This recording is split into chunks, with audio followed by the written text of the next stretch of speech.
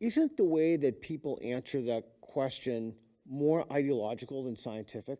Yeah, but people try to, people do the same thing with history. If you look at Ukraine, Russia, Israel, Palestine, people like to argue, well, historically, this happened, and then it gives them justification for their current actions. But if you go to Russia and Ukraine, they'll give you two different histories. If you go to Israel, Palestine, they'll give you two different histories. If you talk to pro-trans and anti-trans people, they'll give you two different scientific definitions, because people would rather, if you can source your things scientifically, you don't even have to argue the social part. But the reality is I just don't think they should be connected. Like, we could imagine a world where 1% of women have spikes that come out of their wrists. We wouldn't let these women participate in any combat sport because they'd be killing people. It doesn't matter if they're women or not, we just wouldn't. They'd have an unfair advantage. Much the same, we could acknowledge that, we could say, okay, well, trans women are real, but because of the bodies they've been born into and the advantages granted thereof, we probably just wouldn't let them compete in sports with non-trans people. The same way that if you're a fifth grader who's been held back 15 years, you're not gonna be on the same sports team as my son playing soccer. That's just not gonna happen, right?